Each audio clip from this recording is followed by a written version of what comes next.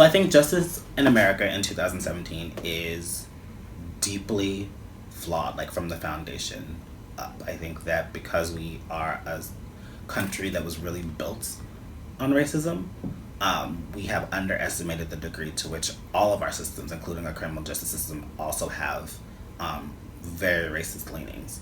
Um, where you have black and poor communities over policed, you have black and poor people incarcerated for things, disproportionately incarcerated, and incarcerated for things that like people with money and white people would not be incarcerated for. I think the biggest example that I could give of like the difference in justice right now is if you compare our reaction to like the crack epidemic of the 80s and like how that spawned and created the war on drugs. And quite frankly, heroin was part of that. Like what began that war on drugs was this idea of like black people using heroin and then crack, right? By next year, our spending for drug law enforcement will have more than tripled from its 1981 levels. We have increased seizures of illegal drugs. Shortages of marijuana are now being reported.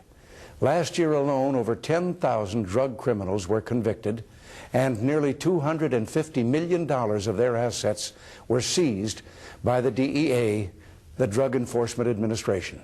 And compare that to like conversations around heroin and opioid use now. Is currently hosting an opioid and drug abuse listening session.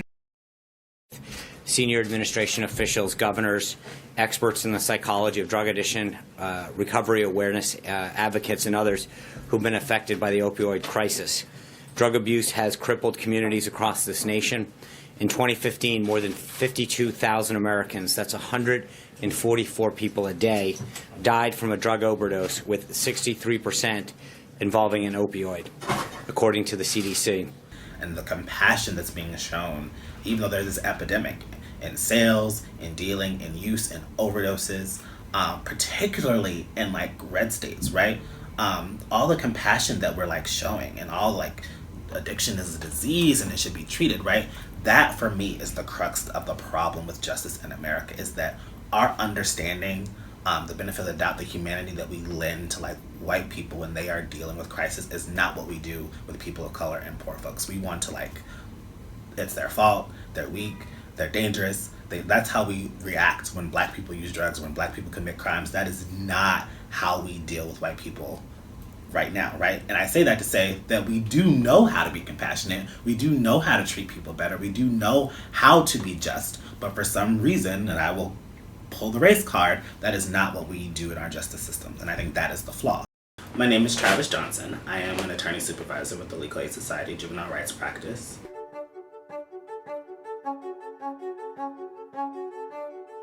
The way that we police and the things that police do are actually just an extension of American values, right?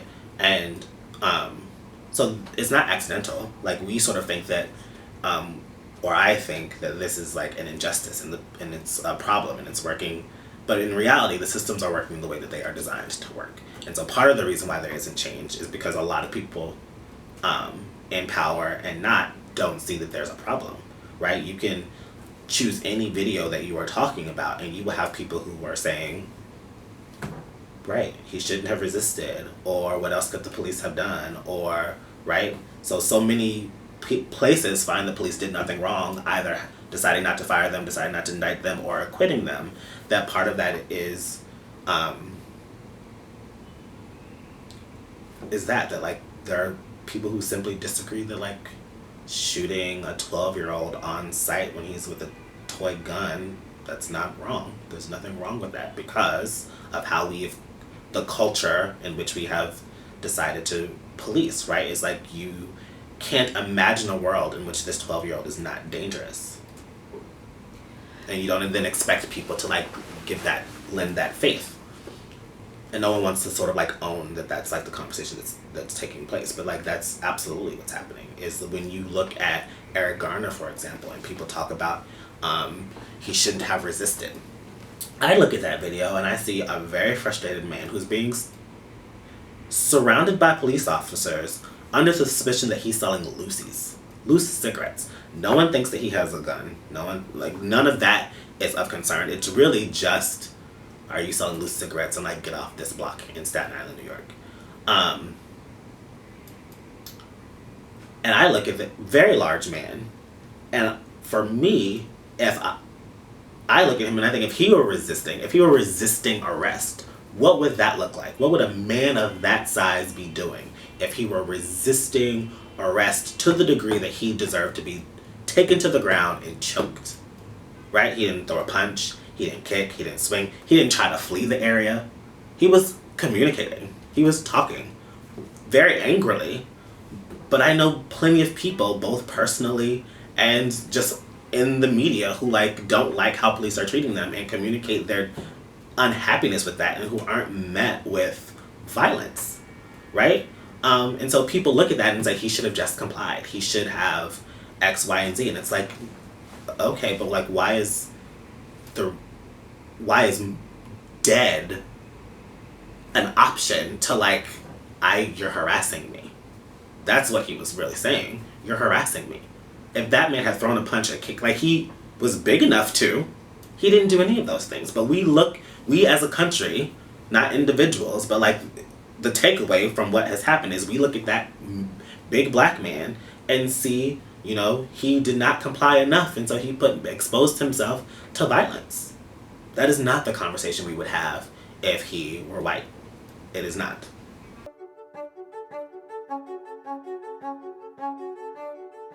People lose, or what people sort of miss in all of these conversations about policing and police community. I think it usually comes up in conversations around police brutality, right? And so tension and feelings tend to be very high around the issue, or the idea that a police officer killed an unarmed person, usually of color, right?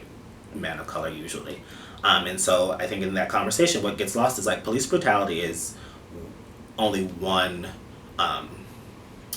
example of what happens with over-policing. That the vast majority of what occurs is this notion, is I think black people, and black children in particular, getting arrested for crimes that in other areas of our community as a whole don't get arrested for. If you look at the juvenile justice system in New York City, it is predominantly kids of color.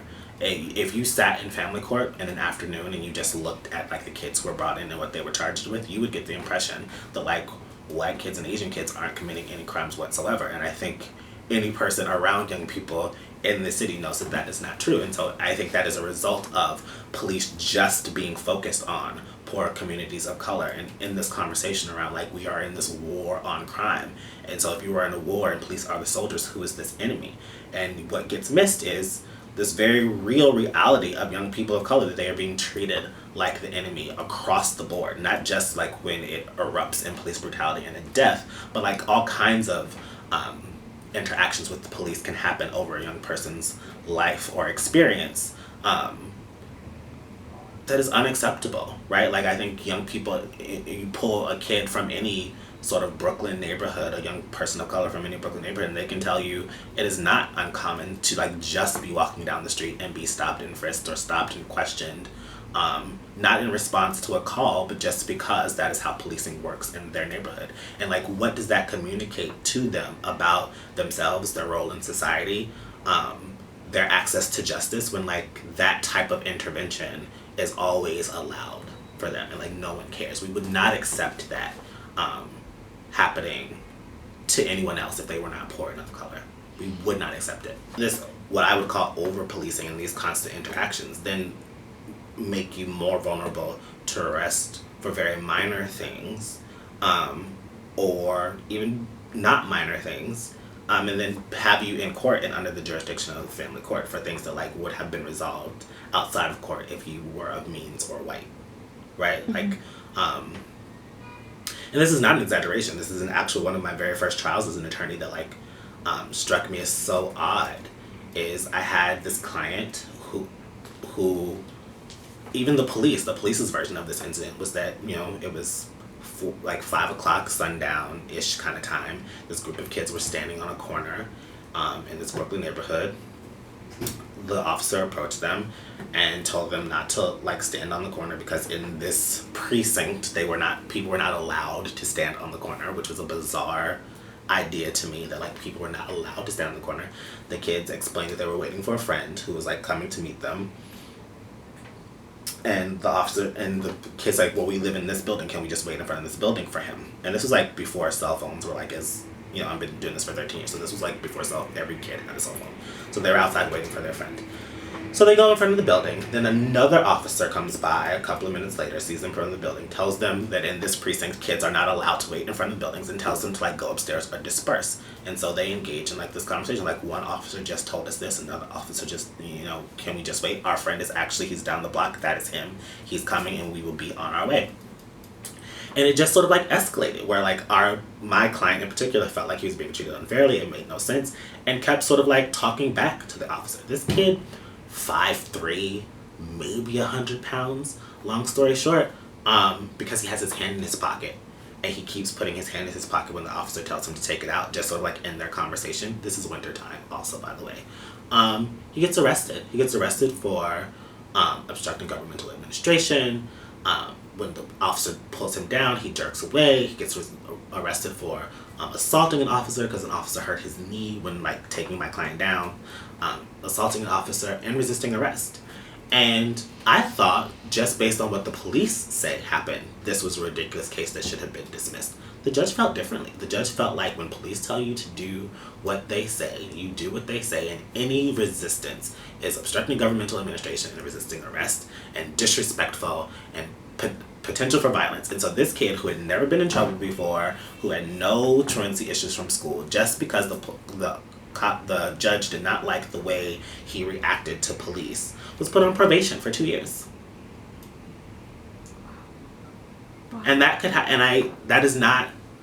that interaction is not rare. That moment where like someone is like, I don't feel like you are treating me fairly.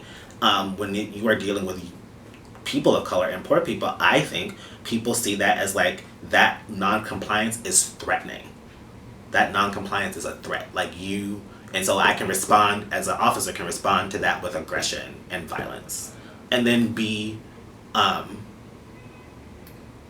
have that reaction confirmed by courts. Like, I think the rarity is that police react that way and then get told you overreacted. I think the normal course of business is that police react in this way, and like the person who is resisting or you know, asserting their right to stand outside their own building is met with some type of assault, arrest, or like criminalization is the reality. And not to say that like police officers don't have a dangerous job, and not to say that crime doesn't happen, and not to say that crime in poor communities doesn't happen. But for me, the fact that like crime occurs is more of a reason for like, why did this situation need to escalate? Mm-hmm. Like, no one thought that these kids were doing anything illegal. No one thought that they were doing drugs. No one observed them with any weapons. No one observed them acting like they had any weapons. The police weren't actually afraid of them in any certain way. And so it just became this like, obey me or else. And that is not how I think communities and police should interact.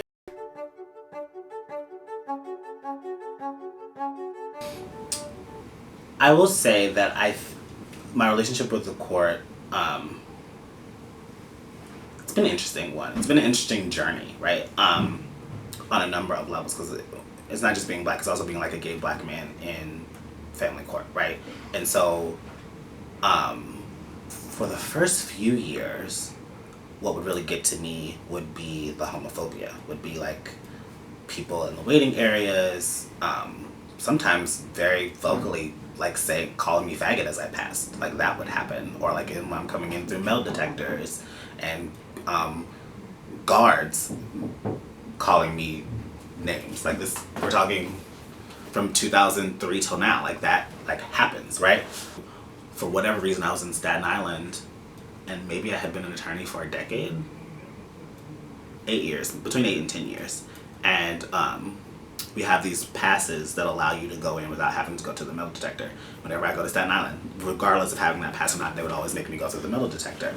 And I was checking in on this case, and the officer said to me, wait for your lawyer to appear, or like whatever, and we'll call your case when your lawyer appears. And I'm like, I am the lawyer.